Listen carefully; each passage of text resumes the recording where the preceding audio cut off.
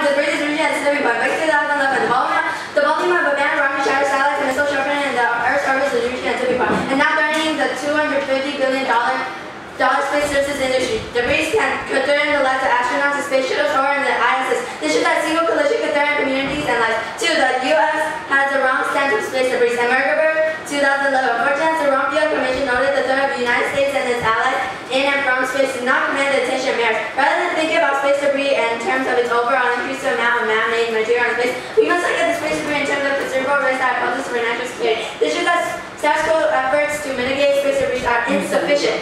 Space debris is a major threat to U.S. national security. 3. More space launches will increase debris. In figure 2011, most of America's space debris comes from the upper stages of satellite launching vehicles. This shows that it's impossible to launch satellites, so you get space debris to clean up now. Can't delay this issue. Guarantee harm 1. If we don't find a space debris solution soon, it can harm military operation. In figure 2010, the United States available space-based assets for national security, and those assets are vulnerable to space debris collision. American satellites are underdeveloped for our national security. This shows that satellites are key to the hegemony destruction from space debris external aspects of military operations. 2. Satellites are critical to U.S.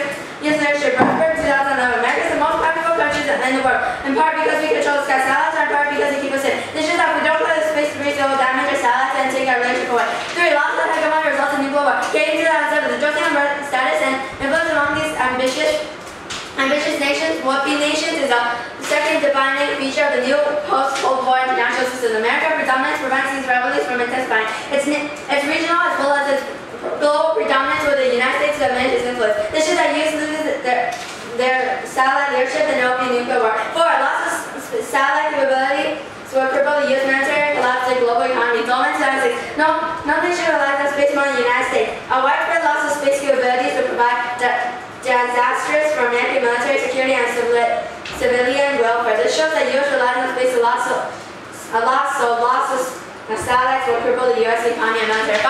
Cascading events in geo orbit will crush the economy. False 9. Keeping geo relatively clean is essential to maintain the long-term viability of the orbit, communications, and other applications. This is that if we don't find a way to cleanse the debris in space, it cost cascade that would cause a couple $1 trillion. 6. Accidental war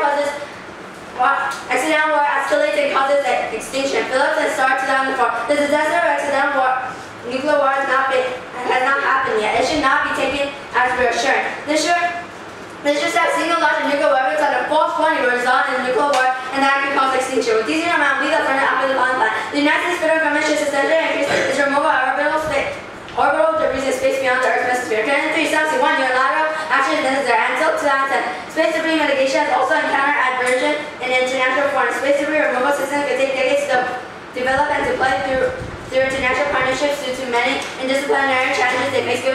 Given the need to start actively removing space debris sooner rather than later to ensure the continued benefits of satellite services, international cooperation may not be the most appropriate mechanism. Instead, one country should take a leadership role by establishing a national space debris removal program. This means that the United States must take the lead in space debris cleanup to develop the necessary technology and build international trust. 2. ADI removal of large orbital debris. Version 2011. Active debris removal has begun laying the foundation of a long-term project to remove large pieces of orbital debris from space. This shows that ADI can help remove large pieces of space debris. 3. ADI is more effective. Michael 2009. New satellites should be built so they head earthwards when they work light ends rather than continuing to orbit. Limiting the amount of new debris isn't enough. Vast quantities of junk are already parked in the space for centuries to come, and many engineers are working on how to get rid of it. The problem with removing space debris is you don't have any financial benefits from doing it. Among them, launching big nets and large magnets to snap your fuse or using high-energy lasers to atomize debris. None of these ideas are feasible. Magnets will be useless because spacecraft contain most no iron. Nets are almost uncontrollable. Blasting debris will simply create smaller remains that will be tougher to track and produce a vast haze of shrapnel. Dr. Kenneth says the best solution to follow earthly advice: don't litter. We need active debris removal to stop debris now. This is that we need active debris removal, not mitigation. You guys need to clean big space debris. For the effort is not cost-effective solution for debris removal, other methods fail. In the spring 2011, the removal of existing space debris can prevent future problems of research and commercialization of space. The USA believes that space debris removal from orbit is necessary, except because removal of debris is the only long-term solution.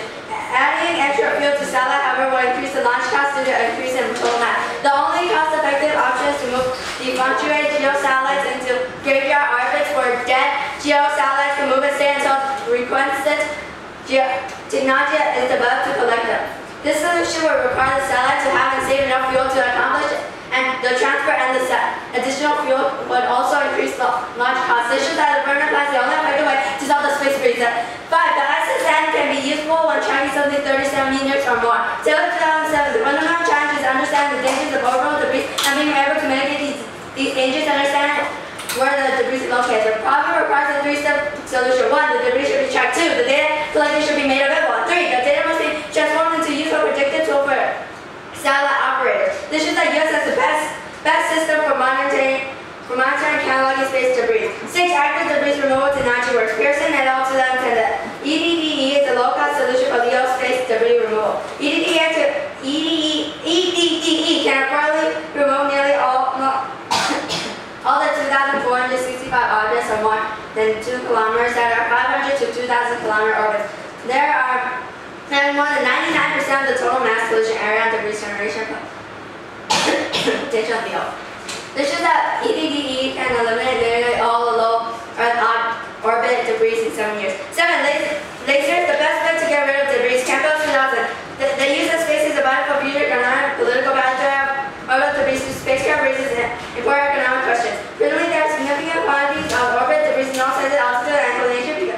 However, the debris ranges in size from microscopic to several meters, including worn-out satellites, array upper stages of rockets, and unfortunately, there are many more small objects rather than large ones. This shows that laser technology will allow us to remediate small debris objects which pose a severe threat. 8. Laser targeting will solve all low Earth orbiting debris. Campbell 2000. We have demonstrated in the laboratory that laser energy can be used for propulsion and a wide range of uncooperative debris surfaces, and that spreading out laser related to turbulence in the atmosphere can overcome by adaptive optics.